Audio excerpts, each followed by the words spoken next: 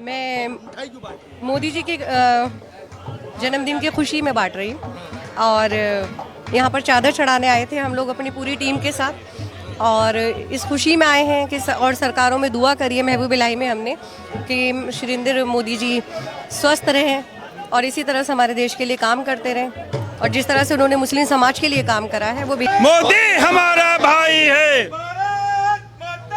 जय। उनको हिदायत दे, जो वो काम लेके चल रहा है सबका साथ सबका विकास, उसमें कामयाबी मिले, उनको खुशियाँ मिले, वो सबको अपने साथ लेके चले, गरीब को भी अमीर को भी, हर मजहब के हर धर्म के लोगों को अपने साथ लेके चलें, उनको इसमें कामयाबी कामरानी अता फरमा। आमीन। आज मुस्लिम समाज ने ये मान लिया है उनका मुस्तकबिल, उनके बच्चों का मुस्तकबिल मोदी जी के साथ साथ चल रहा है, तो हम लोग अब पीछे रहने वाले नहीं है। 2024 के अंदर इंशाल्लाह पूर्ण बहुमत के साथ मोदी जी की जो सरकार बनेगी उसमें मुस्लिम समाज का बहुमूल्य योगदान रहेगा। आपने सुना होगा या उन्होंने सुना होगा कि मोदी जी मुसलमानों के लिए चुन चुन कर अटैक कर रहे हैं। मैंने तो नहीं सुना है, मैंने तो ये देखा है कि आयुष्मान योजना के तहत मुसलमानों को लाभ मिल रहा है, मैंने तो ये देख रहा है शौचालय योजना के तहत मुसलमानों को लाभ मिल रहा है, मैंने तो ये देखा है प्रधानमंत्री आवास योजना के तहत जिन परिवारों के घरों पर छत नहीं थी, जिनके यहाँ बेटी के रिश्ते वाले नहीं आते थे, छप्पर हुआ करते थे, आज उनके लेंटर पड़ रहे हैं, अच्छे अच्छे घर बन रहे हैं, उनको बराबर की हिस्सेदारी मिले। मैंने तो ये देखा है, मुसलमान ये देखता है। अब मुसलमान लटकाने भटकाने के मामले में आने वाला नहीं है। और जो राहुल जी कह रहे हैं, अगर इतनी ही नेतृत्व होती, अगर उन पर इतना ही लोग भरोसा करते तो आज वो कहाँ पड़े। आप देखिए ना कि एक भेड़ियों का एक झुंड इकट्ठा हो रहा है, ये जो नकली गठबंधन करे घूम रहे हैं, इनकी ये गठबंधन नहीं है, गांठ बंधन है, ठग बंधन है, इनकी गांठ कब खुल जाएगी पता नहीं है इसका। श्री राहुल जी, आपके दादा को हमने मौका दिया, आपके दादी को हमने मौका दिया, आपके अब्बा को हमने मौका दिया, आपके अम्मा को हमने मौका दिया, हमारे हाथ में क्या आया? खुरचन। अब हम लोग प्रधानमंत्री के साथ बिरयानी खाएंगे, आपके झांसे में नहीं आने वाले। आज जो मुल्क हमारा इतना पूरे दुनिया में इस वक्त सबसे आगे बढ़ रहा है, मैं अल्लाह तबारक ताला से ये दुआ करता हूँ बारगाह निज़ामुद्दीन औलिया की दरगाह में हमारे लीडर जनाब नरेंद्र मोदी साहब की जो सोच है, जो वो सबको साथ लेके चलते हैं, हिंदू मुस्लिम सिख ईसाई, उनको सेहत, उनकी सलामती के लिए दुआ करने के लिए इस दरबार में हम खड़े हैं। हमारी दुआओं को कबूल फरमाइए या महबूब इलाही, हम आपके दरबार में खड़े हैं, हमारी दुआओं को कबूल फरमाइए। नमस्कार, मैं प्रभात रंजन मिश्रा, स्वागत है आपका हमारे चैनल पर। ये जो विजुअल्स आप देख पा रहे हैं वो हज़रत निज़ामुद्दीन दरगाह के हैं। आज प्रधानमंत्री नरेंद्र मोदी का जन्मदिन है। यहाँ कुछ लोग पहुँचे, उन्होंने प्रधानमंत्री की अच्छी सेहत के लिए दुआ की। आप पीछे देख रहे होंगे भारी संख्या में लोग मौजूद हैं।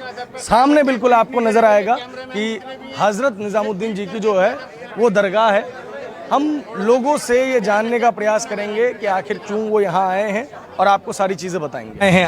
देखिए, हम आज माननीय प्रधानमंत्री जी के जन्म दिवस के अवसर पर यहाँ आए हैं और हम उनकी लंबी उम्र की दुआ करने के लिए यहाँ पर आए हैं। यहाँ अक़लियती बहुत सारे लोग आए हैं, बहुत सारे मुस्लिम समाज के, खासकर पसमानदा मुस्लिम समाज के लोग यहाँ पर आए हैं। जैसे कि माननीय प्रधानमंत्री जी पसमानदा मुसलमानों की उन्नति प्रगति के लिए काम कर रहे हैं, उनके सुर को स्वर दे रहे हैं, हम उनका धन्यवाद भी अदा करते हैं। देखिए, जैसे आज चंद्रमा के ऊपर तिरंगा लहरा रहा है, जैसे माँ पहले कहती थी चंद्रमा दूर के, मोदी जी ने उसे एक टूर का कर दिया है। जैसे G20 हो रहा है, आज पूरी दुनिया के अंदर मोदी जी का लोहा माना जा रहा है, तो हम मुसलमान क्यों पीछे रहे। विपक्ष के लोगों ने 70 सालों से हमें लटकाया भटकाया, आज तक हमें पीछे रखा, हमारे बच्चों को पीछे रखा। आज हमारे यहाँ शिक्षा नहीं है, रोजगार नहीं है, तराई हो रही है। जब से मोदी जी आए हैं, शिक्षा के अंदर अच्छी हुई है, रोजगार में हमें भागीदारी मिल रही है, खासकर नेतृत्व मिल रहा है।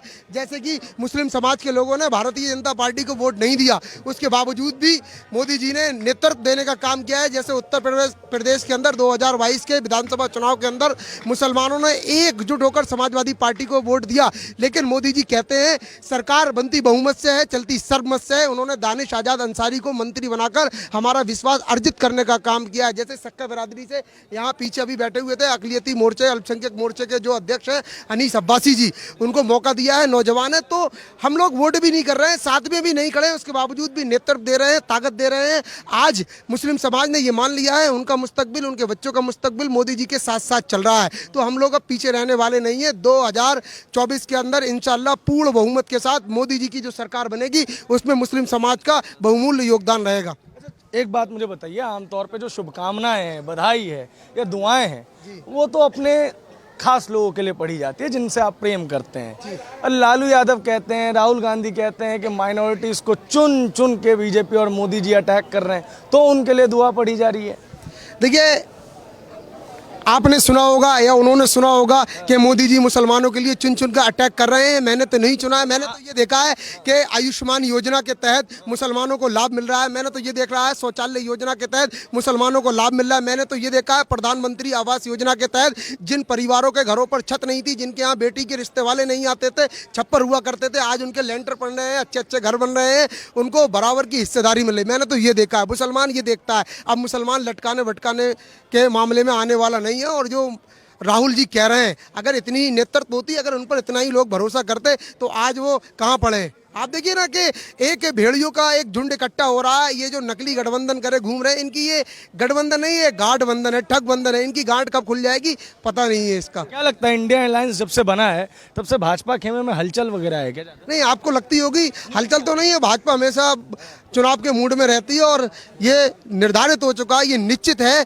कि प्रधानमंत्री जी पूर्ण बहुमत से सरकार, पिछली 2 बार की जो सरकार बनाई है 350 प्लस सरकार बनेगी, जिसमें मुस्लिम समाज का, खासकर पसमानदा मुस्लिम समाज का बहुमूल्य योगदान रहने वाला है। यही तो कहते हैं वो कि पहले हिंदू मुस्लिम किया, अब अशराफ वर्सेस पसमानदा करके मुसलमानों में ही फूट डाल दी। देखिए, फूट नहीं डाली। देखिए, अशराफ और पसमानदा करके फूट नहीं डाली है। फूट जब डाली जाती कि अशराफ लोगों को नेतृत्व नहीं देते। जैसे कि आप देखिए, हज कमेटी की चेयरमैन, हज कमेटी के चेयरमैन उत्तर प्रदेश के अंदर मोहसिन रजा हैं, अशराफ कमेटी से आते हैं।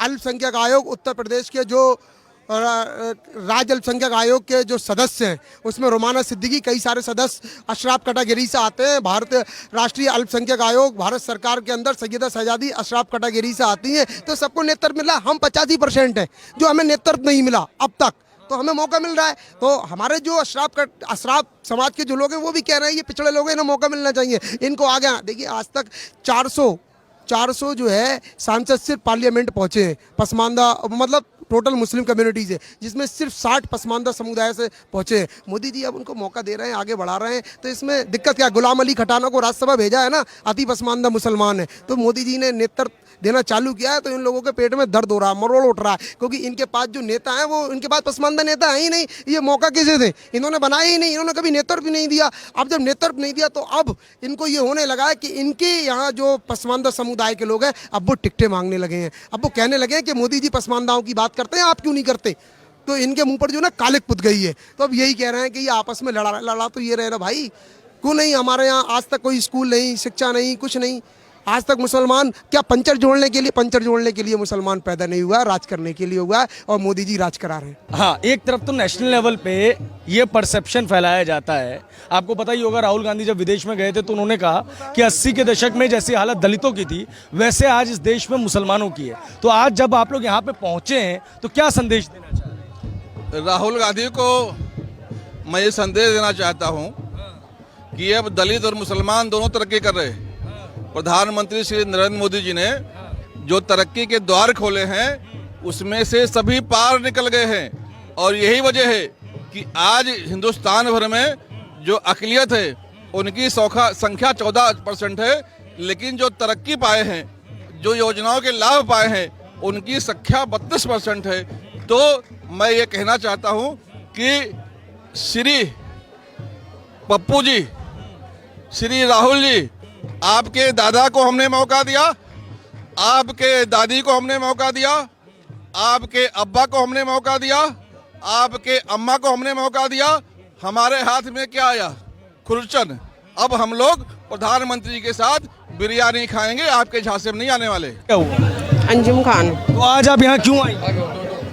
नरेंद्र मोदी जी हमारे जो प्रधानमंत्री हैं, उनकी यौम पैदाइश के मौके पर हम सारे लोग यहाँ पर इकट्ठा हुए हैं। उनकी लंबी उम्र के लिए दुआ करने के लिए आए हैं। आगे 2024 में भी हमारे मोदी जी की सरकार आए, ये पैगाम देने के लिए हम लोग, ये दुआ करने के लिए हम लोग यहाँ पे आए हैं। आमतौर पे जो नेशनल लेवल पे परसेप्शन मैडम फैलाया जाता है वो तो ये फैलाया जाता है कि नरेंद्र मोदी जो हैं वो मुस्लिम विरोधी हैं। तब आप लोग यहाँ क्यों आए?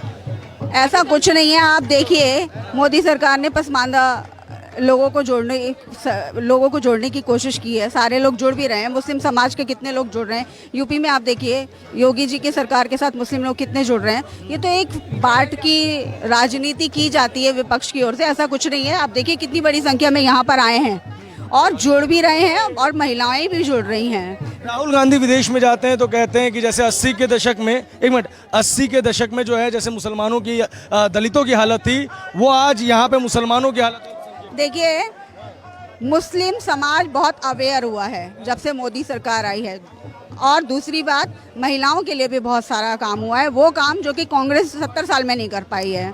वहाँ पे दबी कुचली जितनी महिलाएं थी, जिनकी सोच को, जिनकी ज़िंदगी को एकदम बांध के रखा हुआ था, आज देखिए वो कितना आज़ाद फील करती हैं, कितना प्रोग्रेस फील कर रही हैं, पढ़ाई लिखाई में आगे फील कर रही हैं, 3 तलाक के मामले में उनको आज़ादी मिली है, और भी कई मुद्दे हैं जो बैठ करके वो आज साथ में बैठकर बात डिस्कस कर सकती हैं। ये सब मोदी सरकार में हुआ है। मौलाना साहब, आपका क्या नाम हुआ? बासिल हुसैन। बासिल हुसैन। आप क्यों आए हैं यहाँ पे? नरेंद्र मोदी जी के नेतृत्व में उनकी शुभकामनाएं जन्मदिन की देने के लिए। और ऐसा क्यों? उम्र दराज के लिए।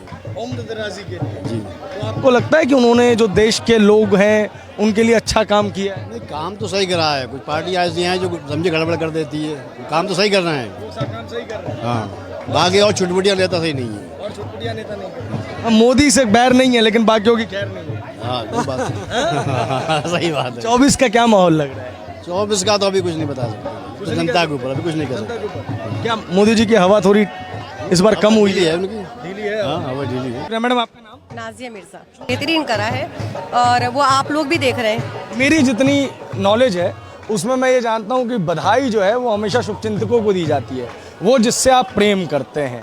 लालू यादव हो या राहुल गांधी हो, लगातार मन से कहते हैं कि भाजपा और मोदी जी तो माइनॉरिटी के ऊपर अटैक करते हैं, तो अटैक करने वाले के लिए आप लोग मिठाई बांट रहे हैं।